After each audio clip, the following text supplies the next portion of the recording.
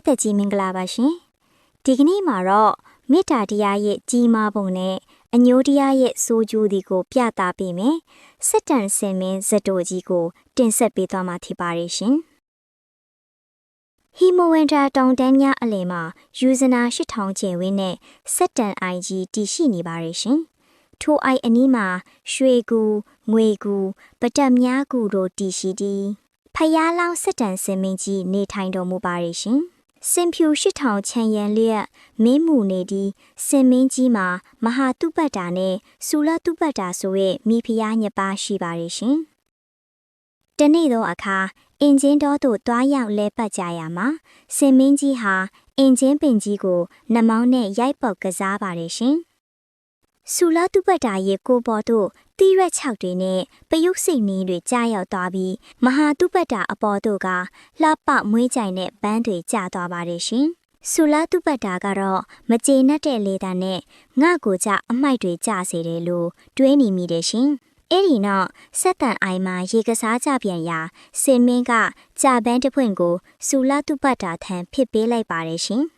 ။မတော်တဆပယုတ်စိတ်တွေပါသွားပြန်တယ်နော်။ဆူလတုပတ္တာကတော့ဒေါသထွက်နေတဲ့လေတံနဲ့ငါ့ကိုမချစ်လို့တတ်သက်ငင်းဆဲတာပဲ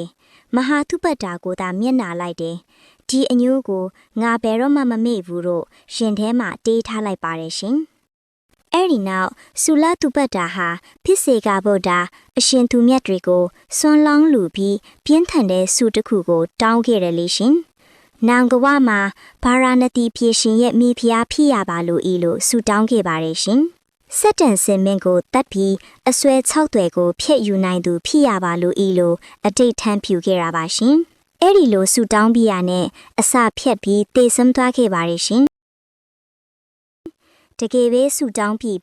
ဗာရာဏသီပြည်မှာသူပတ္တာမိဖုရားသွားဖြစ်တဲ့အခါအတိတ်ဘဝကအညိုးကိုအကောင်အထည်ဖော်ဖို့မမကျန်းဟန်ဆောင်ပြီးအရှင်မင်းကြီးကိုပြောလိုက်ပါရဲ့ရှင်။အဆွဲ6တွယ်ရှိတဲ့စင်မင်းရဲ့အဆွဲကိုရမှကျွန်တော်မျိုးမအသက်ရှင်ပါမယ်အရှင်မင်းကြီးလို့အားနဲ့ဟန်နဲ့ပြောလိုက်တာပေါ့ရှင်ဘယင်ကြီးက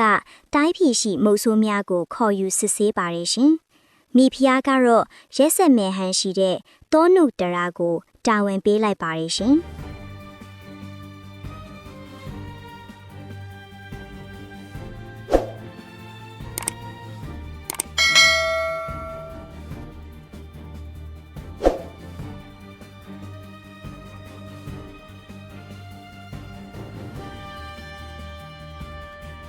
တောနုတရားဟာလက်နက်ကိရိယာအစုံဝလင်ကိုတရေအိတ်နဲ့ထမ်းပြီးဟိမဝန္တာကိုတွားခဲ့ရပါတယ်ရှင်။ခုနှစ်နှစ်ခုနှစ်လနဲ့ခုနှစ်ရက်တိုင်တောင်တန်းပေါင်းများစွာကိုဖျက်ကျော်ပြီးအသက်ဆွန့်သွားခဲ့ရတာမှာနော်။ဟိမဝန္တာစက်တန်အိုင်တို့ရောက်တဲ့အခါစင်မင်းသွားရလမ်းမှာဂျင်းကိုတူးပြီးမိမိကိုယ်လည်းတင်ကန်းကိုယုံထားလိုက်ပါတယ်ရှင်။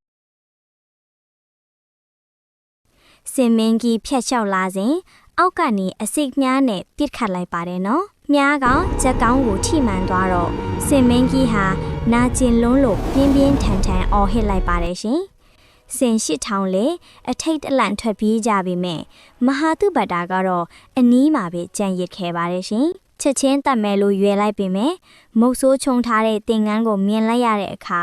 ဒေါသတွေပြေးကျသွားပါတယ်ရှင်။မုတ်ဆိုးကိုမေးကြည့်တော့မိဖုရားရဲ့အလိုဖြစ်ကြောင်းသိတဲ့အခါ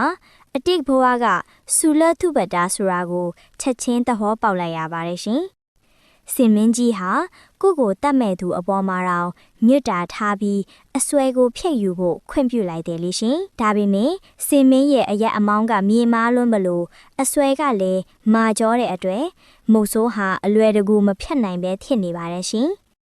အဲ့ဒီအခါစင်မင်းကိုယ်တိုင်ပဲအလွန်တရာနာကျင်လိုက်ဝေဒနာကိုအန်ကျိတ်ခံပြီးကို့အဆွဲကိုဖျက်တောက်ပြီးခဲ့တယ်နော်တွေးထန်ရဲနှမောင်းနဲ့အဆွဲကိုပေးအပ်ပြီးနောက်မုတ်ဆိုးကိုအခြားသားရဲတွေးဆန်တွေရန်နာနေကင်းဝေးပါစေလို့မေတ္တာဖို့ဆုတောင်းပေးခဲ့ပါတယ်ရှင်